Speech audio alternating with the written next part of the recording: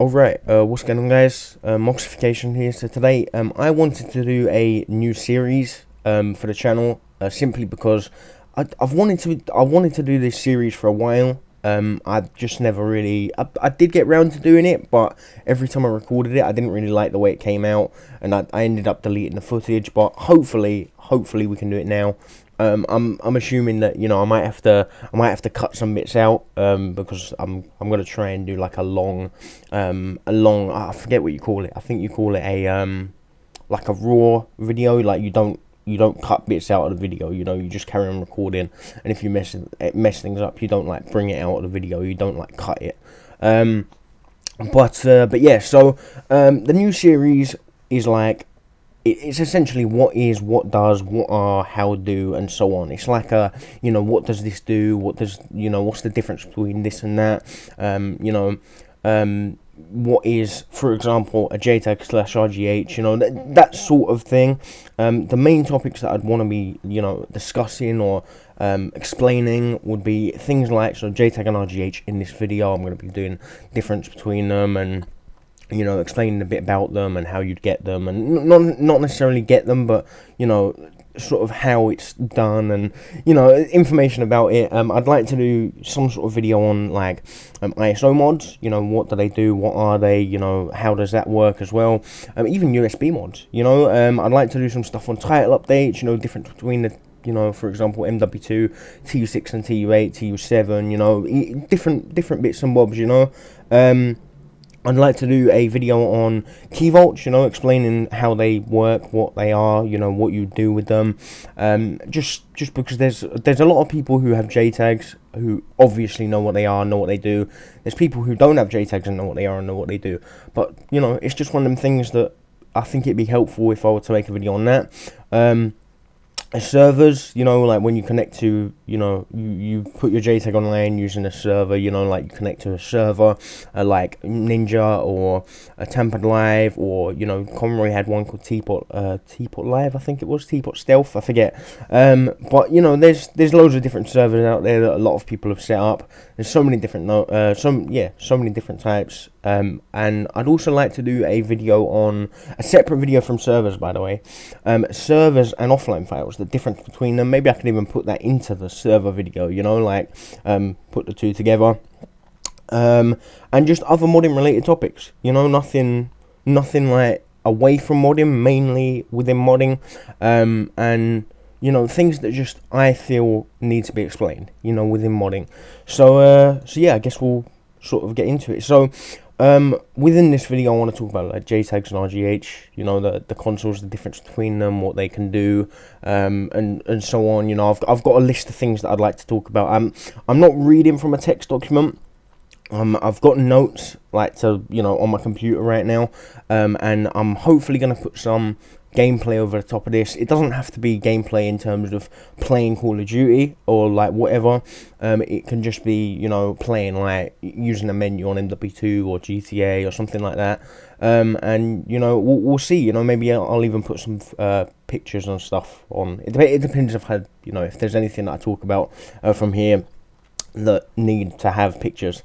But yeah, so there are going to be some links in the description, mainly just some you know, raw source, I guess you could call it. Like it's just some information about different things. There's a 7sins post, and then there's a another website that, you know, it is basically a forum site with different bits and bobs on there. And one of them is from about 2014, I think that was the 7sins one, and then there was another website which I just said, I think it was from like 2008.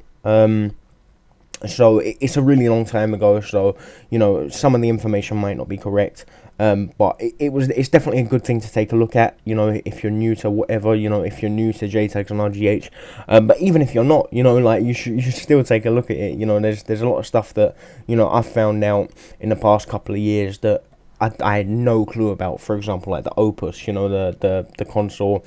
I had no clue it existed up until, you know, a couple of years ago, which, yeah, I mean, it's existed for a long time, and I'll get into that in a bit. So, yeah, so difference between the JTAG and the RGH. The JTAG is essentially the original like mod, the original modded Xbox that, you know, people would talk about a long time ago, you know, ever since it was discovered, you know, ever since it was founded.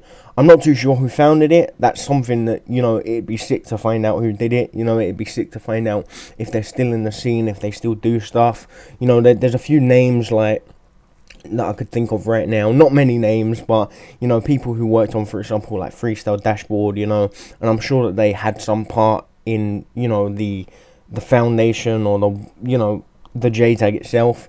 But essentially the JTAG came out a while ago, probably around 2008, 2009. It might have even been before then, and maybe even 2007. I think it was 2007. I believe it was 2007. And essentially it was used back then to play the original Xbox games on the 360. You know, it wasn't used, like, it wasn't intended for mods. Obviously, it did allow you to play these, I believe they was called emulators, and it did allow you to play these emulators, and so it also allowed you to, you know, run your own custom, like, you could say modded code, you know, unsigned code. That's what it, you know, people found out you could do with them. And after about, I think it was 2008 or 9, maybe it was 2009. I think it was 2009 that the JTAG hack got patched, but JTAGs still work online now. Like, if you had a JTAG, just an original JTAG, not an RJTAG, not an RGH, a JTAG, you could still use them online now. Everything will work good. You can update them to the latest dashboard. Everything will work fine. It's just that you can't JTAG consoles. You can only RGH them now. So I do have, as I said, there was some links in the description. If you just click on, I believe it was the 7-inch link, you can see what dashboards that you can, that you could JTAG consoles or RGH consoles on. I think it was, if I click on it now, it was 8498 or higher, and those consoles have been patched, so it stops the hack, so it stops them from being JTAGable, and then they become RGHable, and then it was 7371 and lower. Any consoles on them dashboards, 7371 and below, below? That's not even a word. But yeah, below would basically be, you know, they're most likely to be, you're most likely going to be able to JTAG it. So yeah, so I think there's some dates as well. If you you know, click on one of them links, I think it was, yeah, I think it was the other website. It wasn't the, oh no, it was the it was the 7-inch one. But yeah, so if you go to that, you can see there's a lot of information on there. You know, I'm not saying all of it's 100% correct, but for me, it seems to all check out. You know, I've done other research, I've looked things up. You know, I'm pretty sure that it's all legitimate. You know, the numbers seem right. But yeah, so I thought I'd jump to something sort of similar to do with the JTAG and RGH. I thought I'd sort of explain that there's 8 different types of 360 consoles. So there's the Xenon, which is the first one that was ever made, the first Xbox 360 console. There was the Zephyr after that. Then there was the Opus. Then there was the Falcon. Then there was the Jasper. Then the Trinity. Then the Corona. Then the Corona 2. And obviously the Xbox One after that. And there's been a few Xbox One consoles. I think there's been 2. I think so. You could say there's like 11 different consoles. You know, including the previous Xbox, the original Xbox. But yeah, I think there might have been another Xbox One, but I'm not too sure. But yeah, so those 8 types, I said the Xenon to the Corona 2, those 8 different types of consoles, they're not JTAGs. Like, I mean, you could totally have a JTAG for one of them. Any JTAG is going to have to be one of those consoles. But those consoles are like normal Xboxes. Like, a normal Xbox, you will have a normal Xbox, a retail console, that will have one of those names. You know, you can find it out. There's an image that I've got on my computer somewhere. I'm not too sure where it is. It's probably in my media folder. But I've got an image, and it's essentially the back of the console, like the power bit, the bit where you plug the power cord into the Xbox, and essentially you can tell what console you have from that. You can tell in other ways by taking the console apart, but that's the most easy way of finding out what console you have, what motherboard you have. And essentially every Xbox 360, you know, normal Xbox, not modded, will have a console ID, like a name. you know, like it will have its own motherboard. And so that will be like Xenon, Zephyr, Opus, Falcon, Jasper, Trinity, Corona, or Corona 2. The Trinity is the Slim, the first Slim. The Corona and the Corona 2 is it's the Corona. It's the newer Slim, the one that looks like the Xbox One. The Xenon is the old white fat one. Like when I say fat, I don't mean FAT. I mean PHAT. The Zephyr, I believe, was white as well. I think it might have had HDMI. Actually, let me see if I've got that image on my computer really quick. Oh, here it is. Yeah, I've got it. Yeah, so you've got, I believe this is, no, yeah, this is the correct one. This is the correct one. And this is the newer one. So you've got the Xenon, which didn't have HDMI. Then the next one up would be the Zephyr, which did have HDMI. And the next one was the Opus that didn't have HDMI. And then the next one was the Falcon that did have HDMI. And then the next one after that, the Jasper, did have HDMI, obviously. Well, not obviously, but it did have HDMI. And then the next one was Trinity, and then Corona after that. And you can tell which console is which just from the power, you know, the power source, the bit, not the bit that you plug in, but the actual, the bit that you plug it into. I don't know how to explain, but yeah, the bit on the console, you can look into the back of it and you can tell what, you know, which Xbox you have, which motherboard you have from that, and you know, you could work it out. And yeah, so I just thought I'd put that into it because, you know, a lot of the time people will ask, you know, a while ago people had asked, like, for proof, like they'd say, you know, what type of JTAG have you got in terms of modded lobbies? You know, if you was hosting a modded lobby, someone would say, you know, what JTAG have you got? And someone would, you know, if there was a scammer, they'd make it up and they'd be like, you know, the XYZ one, you know, like, just, you know, they'd make it up and you know that they'd be scamming. And, you know, even people who weren't, even people who were scammers, you know, they'd know the JTAG names and they'd tell you, you know, they've got a Falcon JTAG, you know, but, yeah, but, you know, everyone will have one of those things on as their Xbox, like, one of those names will be your Xbox, as long as you've got a 360 and not, you know, a PS3, but yeah, so, the next thing I thought I'd go on to would be positives and negatives. I think this was the last topic of the whole thing, but there was one thing that I wanted to touch, like, go back to, and I'll go back to that in a minute, and it was about the JTAG and RGH chip, not the JTAG and RGH chip, just the RGH chip, itself. I thought I'd touch back on that, but, so yeah, the positives of having a JTAG would be, you know, you can mod games online and offline, so you could do, online, you could host modded lobbies online after you connected to live. There are complications, there's stuff that you have to work out before you do it. I've made tutorials on, you know, so many things in the past that you can look up, and, you know, not just me, like, other people have made tutorials on different things, and eventually, you know, if you were to get a JTAG, you know, there's a lot of stuff that, you'd be able to do online and offline. So, you know, offline would be like System Link.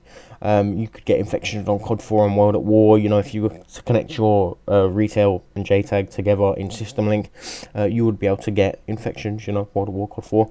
You could even get, like, XP on MW2. You know, you can infect XP on MW2, or, you know, the infectable mod menus on the COD 4 and World at War, but not on MW2. You could even, like, learn to code. Myself, I'm not really that great at it. Only recently I started. Well, actually, I probably started about a year ago.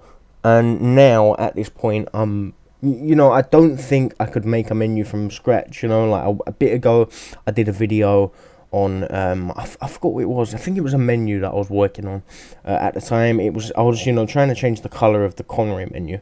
If you don't know what I'm talking about, there's a menu, and I was working on it, trying to change the color of it, and I didn't know how to do it because I was starting off scratch, you know, well, not scratch, but, like, I'd never done it before, you know, I'd never looked into it because I'd never needed to, and I decided to look into it and do it. And there was a lot of people who commented on one of my videos saying, like, you know, I'm an idiot because, like, I didn't know how to do it. But, you know, I'd never done it before. Even now, I don't think I could make a menu on my own. I doubt I'd even know how to, you know. With a menu base, it's quite simple, but actually working from scratch, I'd have no clue where to start, you know. I'd maybe figure out how to do bits and mobs, but I doubt I'd, you know where to start fully.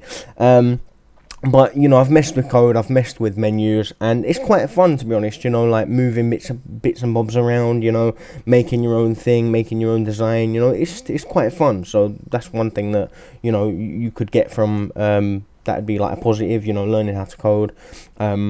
Just menus, but, you know, obviously you could expand, you know, like even tools. But yeah, so you can unban yourself as well. That's another thing on your JTAG. You can't unban your, you know, your other Xbox. You can't unban your normal Xbox or your normal accounts. But you can unban your JTAG if it gets banned, which is something that will happen. So negatives. Here's one thing. In terms of negatives, there are quite a lot of negatives, but I'm not going to go through all of them now, because I was thinking, like, before I record this video, I thought positives. There's quite a lot of positives, you know. I wanted to do 4 positives and about 4 negatives, you know. I did want to do 5, but I put it down to 4 because I couldn't really think of like more than that.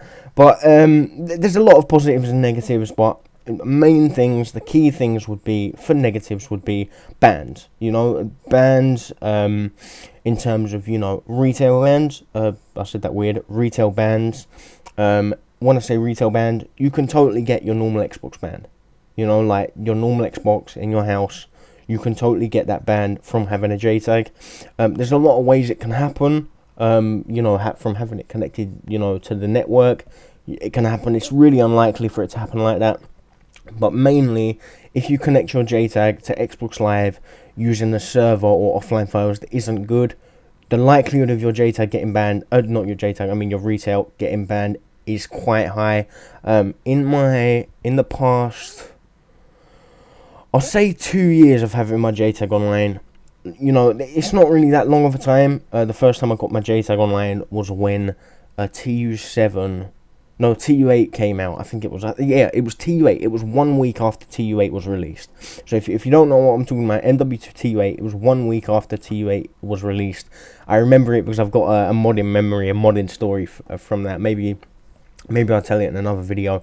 But essentially, 1 week after TU8 came out, I'm not sure when that was, but whenever that was, from then to now, I think I've had about 4, I might have had 5 retail bans. It was either 4 or 5 retail bans. I probably could find consoles, you know, that I've had banned. I've probably got them in the house somewhere, but I'd say it was about 4 or 5 retail bans, but I'm not too sure what. It could have been more than that. I'm not too sure, but I've had a lot of normal Xbox bans, not JTAGs, normal Xbox bans, and even JTAGs. I've had a lot of them banned. You know, like a lot of KVs. You know, I've spent, you know, on the JTAG. But yeah, so you get banned a lot, and not only are you looking at getting your Xbox banned, like not your JTAG, your normal Xbox. You could be looking at getting, you know, let's say you have family in your house, you have a brother, sister, you know, your dad, even your mum, you know, they play Xbox, you know, a lot of people do have, you know, siblings that have an Xbox. You can totally get their Xboxes banned as well. Not in a good way, you know, like a lot of people like to, you know, troll their friends or whatever, or their family. I mean, they could totally just get banned, like from you having, you know, your JTAG. So that's one negative. That's like one key thing to look at. If you've got a brother, if you've got, you know, your dad plays Xbox, they've got online, they could totally get banned, console banned and account banned, and yourself console and account banned.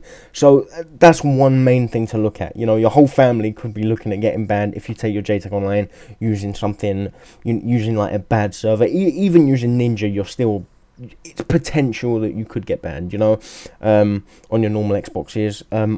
On Ninja, I've been banned. I think it was. I've never been retail banned. I've never been normal Xbox banned from using Ninja. But I've been. I think I've only been banned a couple of times using Ninja, because Ninja is very good in terms of KV life. They've got some other stuff on there as well, but it's mainly for KV life for me. But essentially, Ninja, it allows me to last longer on KVs. You know, a lot of people will, you know, explain that to you, and maybe I'll explain it in the next topic. But yeah, so another thing would be annoying people. Now, this is gonna sound weird at the start, but I'll get into it. So, a lot of people ask for mods, and I'm not saying that it's annoying for me, because I wouldn't even consider myself a modder really. When I play online, I just play online for fun.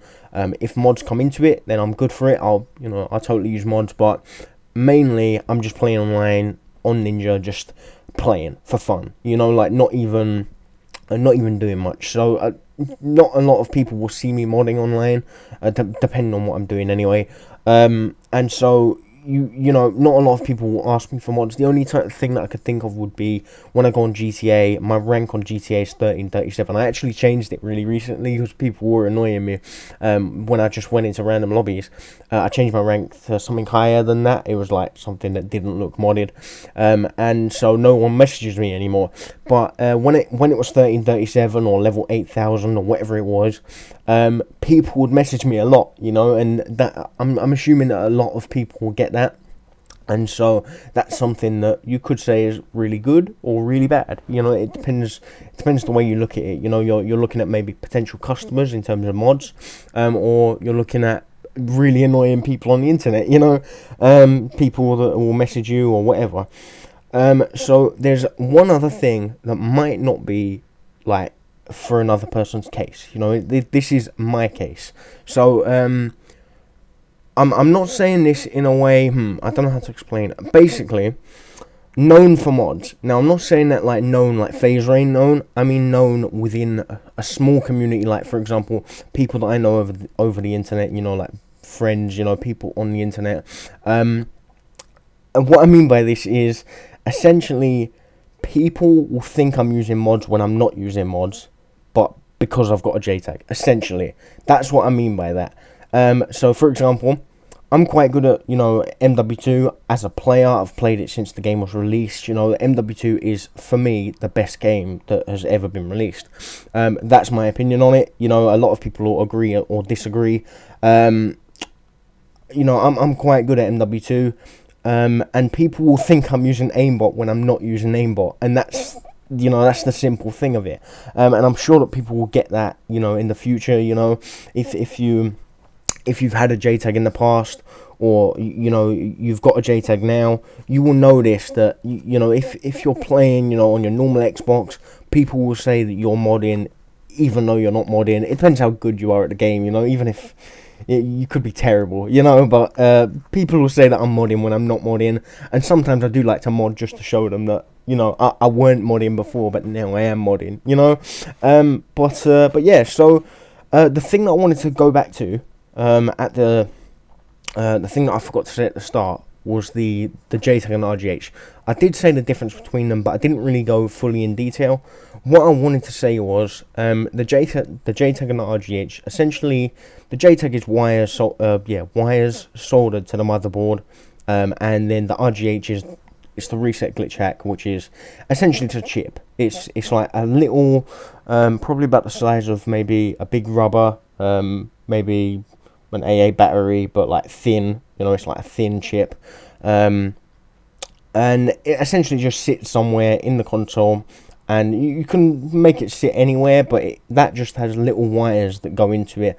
I'll try and find a picture of it online. I'll maybe put a bit in right here, so you can see what I'm talking about.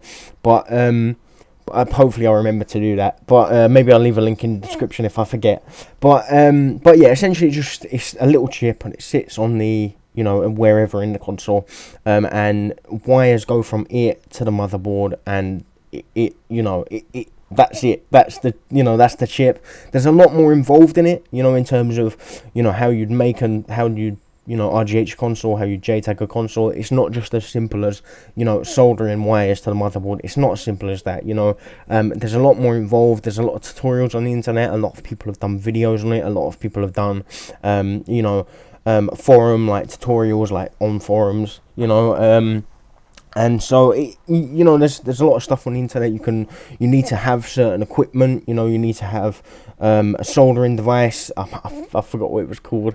But there's a lot of things that you'd require. You'd even require the chip itself, and the wires as well. So there's a lot of things that you would need. So what I would say is, if you wanted to get a JTAG now, I'd say that you'd probably want to go to someone who has you know, experiencing making consoles like that, modified consoles. I couldn't really recommend anyone. The only person that I could recommend in the UK would be someone that I've had alright, like not 100% like good feedback, but probably, you know, 90% to, you know, 95% good feedback that I know that's legit. I've had 3 consoles from this person, which would be called, he's called Monoxide. He doesn't know that I'm saying this at all. I just want to make that clear. A lot of people in the past have said that, like, you shouldn't be saying, I think it's, yeah, like shout outs. You shouldn't be saying stuff like, you know, go buy from this guy or go do this from this, because people will assume that you're being paid to say it. That's not at all the case, you know. I haven't been given anything to say it. I just thought I'd say it. I think he ships to the UK, and obviously the price goes up depending on where you live. You know, I think he even ships to the, you know, Australia, you know.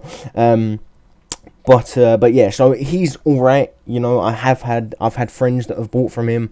I've had 3 friends that have bought JTAGs from him. One of them had a problem with it, and it all got sorted out in the end. Everything was good in the end. But yeah, so I have had one friend that had one problem with the guy. But yeah, I guess I'll link his. I think he's got a Facebook, so I'll link his Facebook in the description. That's Monoxide, and he ships to the UK, and he's in the UK, based in the UK. I'm not too sure about US people in the US, people in Canada. I wouldn't really know. As I said, I'm not sure if Monoxide ships out, like, you know, to the US, but I know he does ship to Australia and like New Zealand, and it costs quite a lot of shipping to ship to those places. I think it was like, you know, £40, you know, like to ship to those places. So that's a lot of money, you know. But yeah, so that was that one thing. There was one more thing, totally forgot what it was. But essentially, you know, there's a lot of stuff that people need to know when they're getting JTAG or RGH, you know. There's a lot of stuff that people probably should learn before they get a JTAG or RGH. And yeah, I know what it was. I know what the thing was that I wanted to say. So my opinion on, you know, let's say someone wanted to get a JTAG or RGH now, would be, I'd say not to get one if you're planning on making money. If you're planning on buying a JTAG to, you know, sell lobbies, recoveries, whatever, I'd say not to do that, simply because there's a lot of stuff involved in, you know, trying to keep a JTAG online, connected to live, buying, you know, programs and different things that will allow you to mod the game how you'd want to.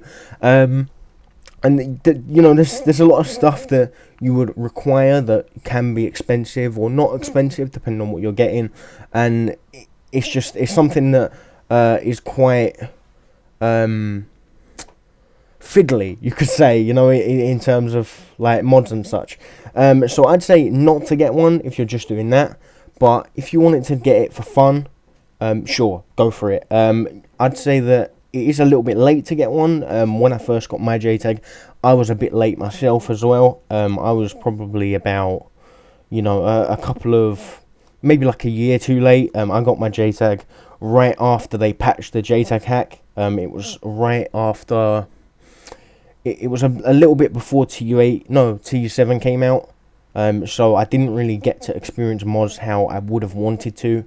But, you know, yeah, so essentially, I'd say not to get one if you just wanted to get it to sell stuff and make money. Not a good idea. Get it for fun because you want to get it, because that's what you'd like to do. So yeah, so that's about it. If you've got any questions, comment them. You know, I guess I'm not going to say leave a like, although I technically have just said it, because I just said I'm not going to say leave a like, because yeah. But yeah, so yeah, thanks for watching, and yeah, links will be in the description. Yeah, thanks for watching. Moxification. See you in the next video. Yeah, goodbye.